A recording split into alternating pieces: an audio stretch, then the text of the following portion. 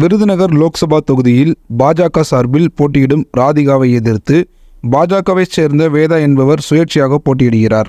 இதன் மூலம் விருதுநகரில் பாஜகவில் உள்ள உட்கட்சி பூசல் வெளியே வந்துள்ளது. தமிழகத்தில் லோக்சபா தேர்தலுக்காக வேட்புமனு தாக்கல், வாக்கு சேகரிப்பு, தேர்தல் பிரச்சாரம் என களைகட்டி வருகிறது. தமிழகத்தில் வரும் 19ஆம் தேதி லோக்சபா தேர்தல் நடைபெறுகிறது.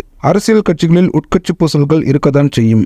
அந்த வகையில் தற்போது விருதுநகர் பாஜகவில் உள்ள உட்கட்சி பூசல் வெளியாகியுள்ளது. விருதுநகர் பாஜக சார்பில் வேட்பாளராக ராதிகா சரத்குமாருக்கு வாய்ப்பு கொடுக்கப்பட்டுள்ளது. இந்த நிலையில் விருதுநகரில் பாஜக வேட்பாளர் ராதிகாவுக்கு போட்டியாக பாஜகவைச் சேர்ந்த வேதா என்ற மருத்துவர் வேட்புமனுவை தாக்கல் செய்துள்ளார். அவர் சுயேட்சையாக தாக்கல் செய்துள்ளார். இவர் பாஜகவில் மதுரை மேற்கு மாவட்ட விவசாய அணியின் செயற்குழு உறுப்பினராக உள்ளார். எனக்கு கிடைக்கும் என்ற நம்பிக்கையில் நான் தொகுதியில் பிரச்சாரங்களை எல்லாம் செய்திருந்தேன். அது கிடைக்காமல் போய்விட்டது. அதனால் நான் சுயேட்சை வேட்பாளராக களமிறங்கியுள்ளேன். நான் தமிழக பாஜக சார்பில் களமிறங்கவில்லை.